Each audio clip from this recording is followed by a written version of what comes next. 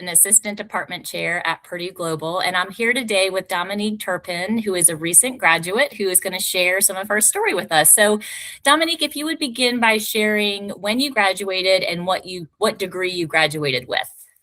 Yeah, sure. Hi, Jesse. Thank you so much for the chance to do this conversation, this discussion. I graduated with my Master of Human Services with a concentration in organizational and social services this past October 11th, 2025. Actually, it was one day before my birthday, my 40th birthday, so I'll never forget it. It's such a huge milestone. And I'm so happy to have achieved that before my 40th birthday. That is amazing. Well, congratulations on both, and happy belated birthday. That's awesome. That's very exciting.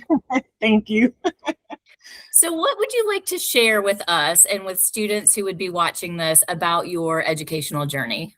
Yes, I would say that my educational journey has been one of, I could say, growth, resilience, and a lot of clarity. Pursuing my master's degree in human services has challenged me and expanded me in ways that I never thought possible. In 2021, during when we were coming out of COVID, I had made up my mind to go back to school. I actually was accepted into Fordham University in the Bronx. And because of some personal circumstances, I just kind of disenrolled from school.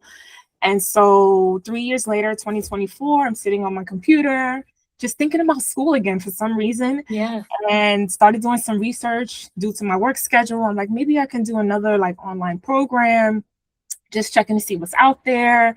And stumbled across Purdue and started really reading all of the reviews and everything. And I'm like, wow, okay, I think I can do this. So did the enrollment, my credits from my previous degree, my undergraduate were accepted. And before you know it, I'm in my second term, third term. And as the terms just kept going by, fifth term, I'm like, oh my goodness, I can't believe I'm at the end. A year went by so fast. Right. And it was just unbelievable. And so there were definitely moments that stretched me and made me feel like I wanted to give up. But my commitment to serving others and just wanting to be a better human services professional didn't stop me. And so this experience didn't prepare me professionally. It definitely refined me personally and professionally. So I'm so grateful for the experience. Oh, I love that. That's such a great story. So what have you been doing since you graduated? What are you doing with your degree?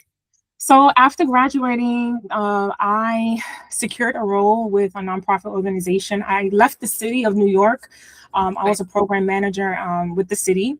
And as you can imagine, when you work for the city of New York or any, city agency, you have all these benefits, you have a pension, you have all these perks and benefits. And so, it wasn't until I was in my last term that I said to myself, is this bringing me joy? Am I happy being here?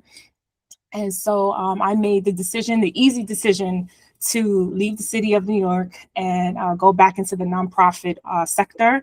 I was with the city for about 6 years. So going back to nonprofit was for me, it felt like something I should have done a long time ago. But, sometimes you got to take a step out to see, what's out there and then, make your way back home. That's what I guess there's no other way to put it than to just, say it like that. So I returned to the nonprofit sector. I'm a program manager where I help individuals to help avoid eviction. Okay. I help manage the program. I do staff development.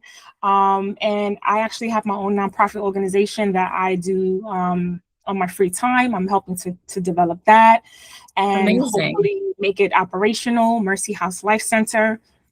And I plan to just continue building my career in the human services field and focus on, roles that will directly support vulnerable individuals and, communities that are impacted by, different circumstances.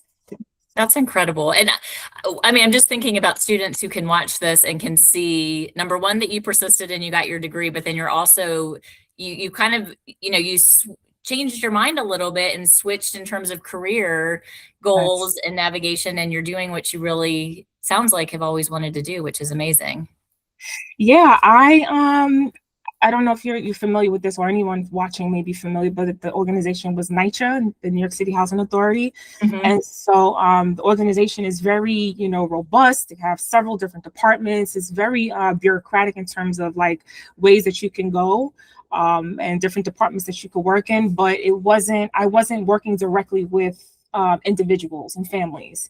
And Okay. so having a human services background, and having worked with several different vulnerable populations, I just knew that getting this degree was going to kind of like usher me back in that direction. I just didn't know how it was going to Yeah. happen. And so I was like, you know what, let me just start looking and seeing what's out there. And so, like I said, it was a no-brainer for me to just kind of transition back into that same vein and being in the nonprofit world. And now I get to help individuals who are at risk or subject to eviction, and just help them to kind of remain in their homes and not be unhoused. So Yes. it's definitely a fulfilling position. The team that I have is phenomenal, and we do work that we love every single day, and that's what it's Right. about. Just they Right. say if you do what you love, you don't have to work a day in your life. That is so So true. do So what true. you love. Do what you love. Oh, I love that. So, what helped you persist while you were in school? I want to say staying connected to my purpose, Mhm. reminding myself why I'm doing this, leaning on my faith, leaning on my support system, my husband, who just kept reminding me, like, you're almost done, you're almost done. Yes. Yes. Having like mini breakdowns, because I'm just like, oh my gosh, I don't know. This is week to week, it's back to back, it's nonstop. Mhm. It just never stops. You're just like always on go. I'm a newlywed. I Oh, just got married. congratulations. Thank you. I just got married in 2023, and then enrolling in 2024, Right. doing that whole stretch, that whole year, and then graduating 2025. So it's like, oh my goodness, just snowballing into Right. everything. And so just staying grounded, and just remembering my why, remembering my purpose, and just being consistent. When you look how far you've come, it's kind of hard to give up. Right. When you're Right. like, when you're doing something, and no matter if you feel unmotivated, or if you feel like I just don't want to do it today, because there was sometimes I'm like, I don't think I want to go to class, because of course the classes are recorded, so you Right. always have the option to watch the replay and do it that way. But then that's kind of like extra work, because you still have to write. Right. Right. You have to write the summary. You can't escape it. You still have to write the summary about what the class was about, and all the Right. points and all that. So I was like, you know what, just attend the class, and save yourself the extra work. Be in class. You don't have to turn on some professors were nice that way. You didn't have to turn Yep. on your camera. You just sit there and you be attentive, and you're in class, participate, get the credit, and you're done. And so when you just look at how far you've come, it's kind of hard to say, I'm just going to give up. I'm going to quit, because Mhm. you see the progress you've made. Yes, So absolutely. it's like, all right, term 3, almost there. Okay, Yes. I can do this. And the weeks just were going by so fast. And then before you know it, October was here, term 5. And then like you're down to like week 5, week 6, week Mhm. 7. And then time starts winding down, and you're like, I found myself saying, it's over already. This is just staying connected to my purpose, which is Yes. wanting to help individuals, vulnerable individuals, and communities connect to their purpose, and wanting to sustain or achieve some sort of goal, whatever it is for them, because when you work with these type of populations, they all have a different something that they're trying to attain. And Right. so I just kept that in mind. Like, I'm doing this for a bigger purpose. I'm doing this for Right. Mercy House, for my nonprofit organization that eventually, will get funding and be able to serve people and become fully functional and operational. So that's what helped me to persist. I love that. I love that so much. What advice would you give to students? So I've heard this quote. Uh, I'm a big wrestling fan, a big WWE wrestling fan. So there's this quote that this wrestler, well, he's no longer with this company, but his name is Daniel Bryan, and he said, "If you fight for your dreams will fight for you." Mm, And so that's my advice to future students. If you have a dream and you fight for that dream, your dream will fight for you. Stay rooted in your why. Give yourself the grace along the way. Don't be so hard on yourself. mm. Nobody's journey is perfect. What matters is that you just keep going, you keep fighting. Don't be afraid to ask for help if you need it. And just stay focused on your why. Oh, that is such amazing advice. Beautiful advice for our students. Thank you. You're welcome. Yes. Is there anything else you can think of that you'd want to share? Um, I just want to say that this experience has not just shaped what I do, but it's shaped who I'm becoming, as a woman. It really changed me. I can't believe that I'm a master's degree a master degree holder. I don't know if it's yes or not, but I have my master's degree. And so I'm walking away with not just a degree, but a deeper sense of purpose, confidence, and responsibility to serve others in my role as a program manager, in my new role as a program manager, and as a founder of my own nonprofit organization, which I'm just so very proud of. You can learn more about my nonprofit organization if Yes. I may add, Yes, please. www.mhlc.org.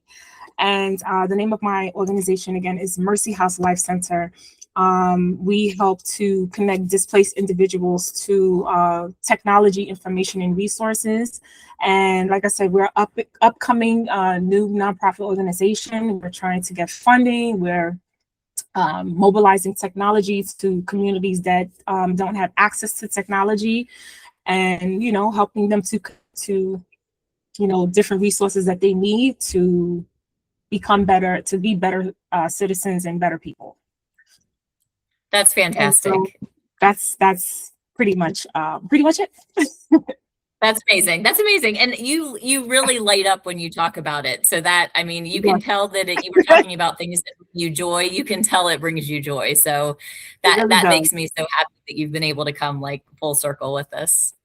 Yes, it's they definitely full circle. Yes, and a lot of people don't they don't find that, and so it took me. I want to say it took me a while to get here. And I didn't realize until I was able to leave the city of New York and transition back into the nonprofit realm that it made me feel like, wow, this is really where I'm supposed to be. I'm doing exactly what I love doing and what I want to do. And then, like I said, in my free time, I'm able to just, focus on my nonprofit a little bit. And so it's a great feeling. That's great. That's great. Well, I really appreciate you taking the time to do this. It'll mean a lot to our students as well. Thank you so much, Jesse, for the discussion. I appreciate it.